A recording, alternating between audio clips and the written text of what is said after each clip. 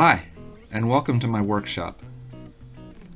In this video, I'm going to show you how our club built a portable N-scale layout. About a year and a half ago, I made a short on our club layout that we were just starting to build then. And if you saw it, I showed how we had built the base and put the track down and had started running trains on it. This video is going to show you all the way from the beginning to where it stands now, which is an almost completed layout.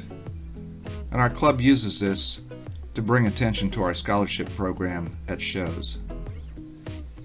This is where it started, a piece of pink foam and a 2x4 square frame. Ben Sullivan, one of our members, was the one who started this project, and he's the one who built the frame. And then we collected some of the N-scale track that we had left over from donations that we sell at train shows. And in his layout room, we started laying out a track plan that would work.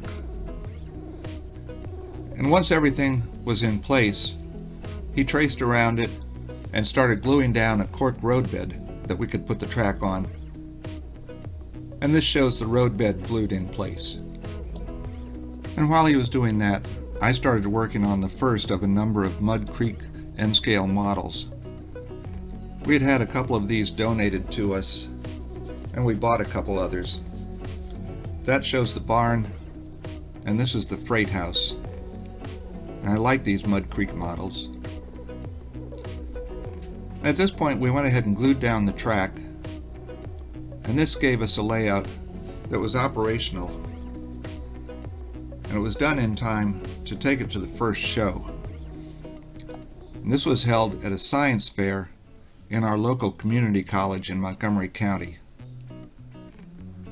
And the kids enjoyed seeing the trains run around. Now after that show, I got to building the third of the Mud Creek models, and this is their general store. I think it was my favorite one to build. As I said, the reason we built this layout is to bring attention to our scholarship program. We've been offering a scholarship to graduating high school senior for a number of years now in Maryland. And one of our favorite shows to go to is the Timonium Great Scale Model Train Show. And this was the first time that we were able to set up the layout at that show. And there isn't much on it yet, but it served its purpose and brought some attention to our program.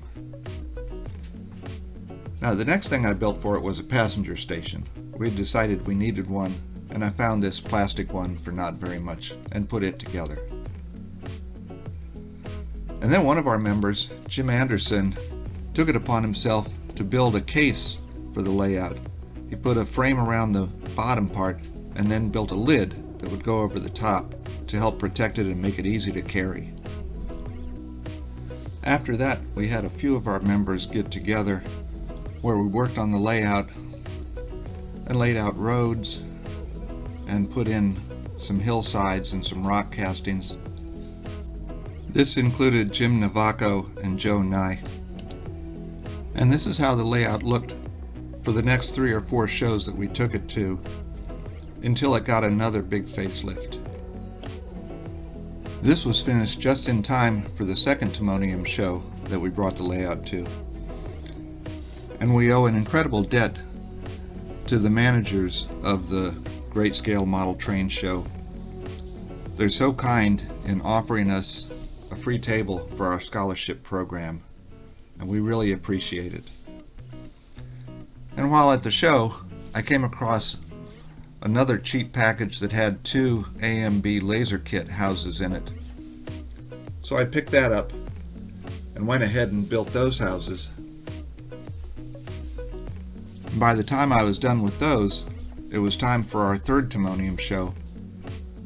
And for this one, we had finally gotten a banner made that talked about our scholarship program and had QR codes that could go to the application site and the donation site. At that show, I found this gas station that we thought would look good on the layout, so I picked it up and went ahead and built it. I think it was the hardest of all the N-scale kits I've built so far. I have a friend, Todd Bryan, who's an incredible modeler, and he wanted to do something for our scholarship layout. So he had the Motrac Sheepscott Depot, and this building was part of it. So he built it and sent it to me to put on the layout. And we all really appreciate it. Thank you, Todd. At this point, the layout was coming to my house for the summer. I was going to do some landscaping on it. So the first thing I did, I took it out back and sanded down the roads that we had put down in plaster to make them nice and smooth, and then painted the area around them. Then I brought it inside and I taped off where the edges of the road would be, and I used AK asphalt to put down some asphalt roads.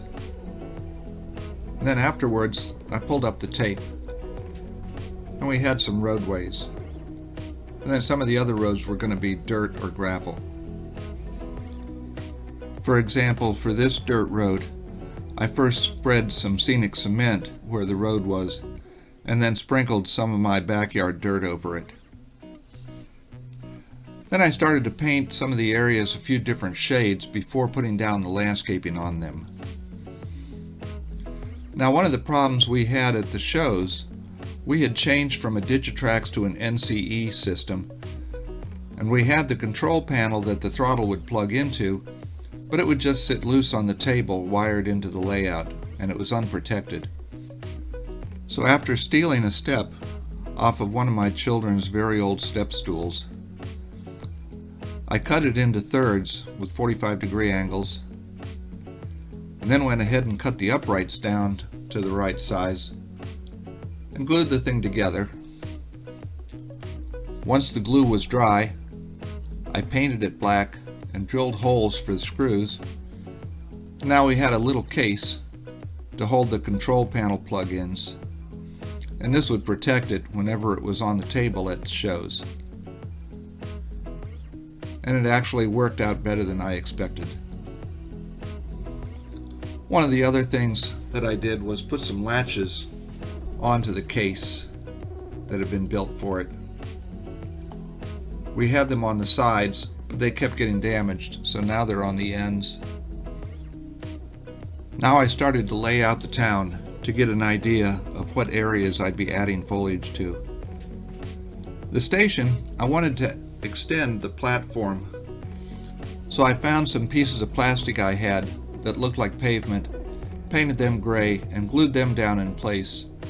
And now with the station put down, those are extensions for the platform. The first item was making the dirt road that goes back to the farm. I spread down some scenic cement and then put some Woodland Scenics turf on it and vacuumed up the excess. Now I had just picked up a Woodland Scenic static grass applicator, which I was going to be using on my layout, and I thought it would really come in handy for putting down static grass on our N-scale layout as well. And this would be a great practice bed to learn how to use it. So I first started putting down a grassy area that was going to go behind the farm, and I used 2mm grass for this. Then I started working on the field, and I was going to use 4mm straw colored grass for this to represent wheat or whatever product it was they were growing there. I got to tell you, when you see the static grass actually having the static applied to it, it's kind of freaky looking. Then I covered a couple other areas with more static grass and with more dirt, where I was going to have patches of grass. Then I started marking out where a couple buildings were going to go so that I could put dirt around them but have them sit flush. And I continued doing this, putting down glue and then static grass or dirt in the areas that I wanted to have covered with one or the other. And again, sometimes putting the static grass down was very interesting looking, and I was kind of getting the knack of it. And I started doing more patches of grass like this area here. And I was also going to be using a number of Martin Welberg products to fill in areas between the static grass. Now, one of the items I got was a 3D printed farmhouse. I found it on Etsy, and it came in 5 pieces, and it was quite inexpensive. After doing a little cleaning up on it, I first sprayed the whole thing with the primer, and then started brush painting the different parts of it. Then I covered the whole thing with the driftwood stain that gave it a slightly worn look, and it ended up looking pretty good in my farm scene. And I spent a little time again using the 2mm grass for putting the lawns down for the 2 houses that I would have in town. And then I did a little more filling in areas with different shades and lengths of static grass. And the next thing that I wanted to do was put a fence along the road leading to the farm. This Woodland Scenic Zen-scale fence is really nice, but it was a little difficult to put in. You have to punch a hole where each one goes and pull it taut as you're trying to put it in, but they didn't always stay taut as I was doing it. But gluing them in place went pretty well, and I think it came out looking okay.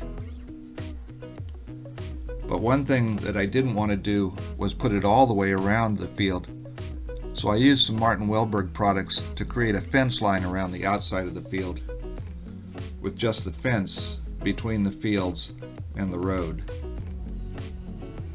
And it was a fair bit of work, but I think it was worth it the way it turned out. Then I started working on the other area that was a team track. Again, I was going to be putting down a lot of dirt and using some of the static grass there. So I had covered most of that area with dirt first, and then started putting down glue and static grass on top of that. Now, we had an area where the road was supposed to be crossing the tracks, so I used some strip wood to put in some planking there. I made sure that the wheels wouldn't hit it, and then I stained it. Then I came back and used some more of the AK asphalt to build the roadway up to the track level. It was okay for it to go up and touch the track on the outside of the rails. Then I used a couple of washes to blend it in with the rest of the asphalt. And I extended the ballast all the way down to the roadway. And once I put all of the buildings and the trees in place, this is where it stands right now.